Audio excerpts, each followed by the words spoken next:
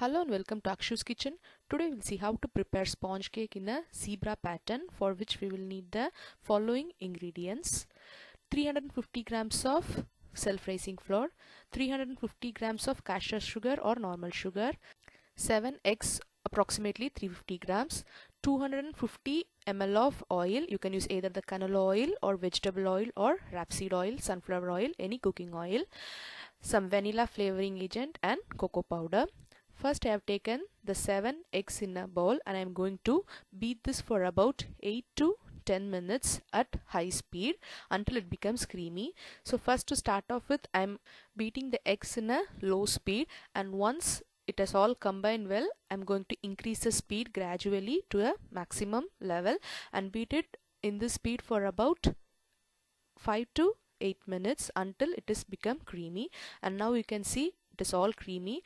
I'm going to reduce the speed now, and to this I'm going to add the 350 grams of sugar little by little. Make sure the speed is very low, or else the sugar will be thrown out if it is at high speed. So gradually add the sugar little by little, and once all the sugar is added and it is completely incorporated by the egg, increase the speed little by little, and again when it reaches the maximum level, allow it to run for about 5 to 6 minutes until all the sugar is dissolved and it gives a puffy and creamy texture like this. You can see it has doubled in size and it is very creamy. So again I'm going to reduce the speed of this machine, and slowly I'm going to add the vanilla agent or a vanilla essence, about 4 teaspoons of vanilla essence. You can use the vanilla extract as well. And now the vanilla flavoring is well incorporated in the batter. Again I'm going to continue it in lower speed and add the self-rising flour little by little.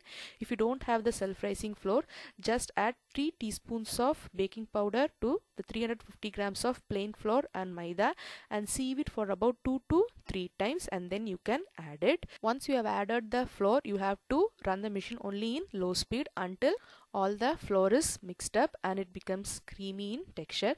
Now you can see it is all done. So finally we have to add the 250 ml of oil to this. Again in slow speed I am going to add the oil little by little, so that we give some time for the batter to absorb the oil. And once you have added the oil, allow to run for another 2 minutes so that it is mixed well thoroughly. And now the batter is ready. Switch off the machine and take it out, and I'm going to take half of the prepared mixture in a bowl and keep it aside. And to this remaining half mixture I'm going to add about 1 tablespoon of cocoa powder.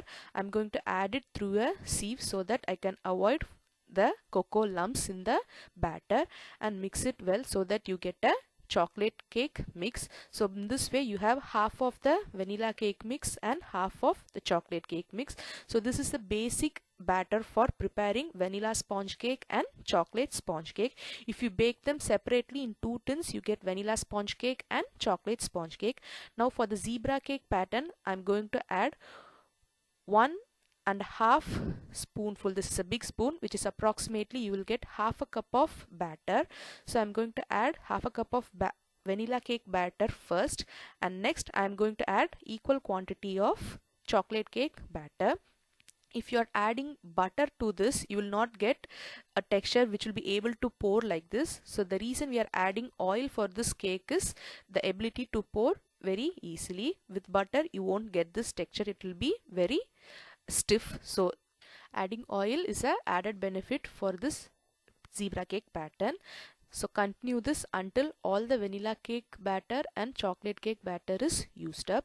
If you don't want a very denser pattern, just add 2 cups of vanilla cake batter and chocolate cake batter, and you can finish it in 2 or 3 times, and almost the zebra cake pattern is ready. Now I'm going to put it in the oven at 170 degree for 45 minutes or until it is done. Just check it with piercing a knife in the center, and if it comes out clean without any sticky material or batter, the cake is ready. Scrape the edges with the knife first, and then I'm going to take the tin out, and I still have the lower base on the cake. Again, I'm going to scrape the lower edge with a knife and then turn it upside down in a plate and remove the butter sheet or grease paper in the bottom.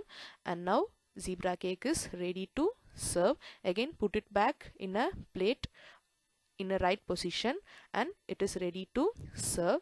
If you cut the cake, you can see the zebra pattern inside with alternate white and black lines inside the cake. So this is a very simple cake, but it gives a good appearance to the cake and it will be loved by children. So you can see now I've cut the cake and there are alternate white and black patterns in it. So this is very denser zebra pattern. So as I already said, if you don't want a very denser pattern, you can add the cake batter in 2 or 3 times and it will be very clear to see the pattern. Zebra cake, it is good in taste and appearance. Try it and you will really like it. Thank you for watching Akshu's Kitchen.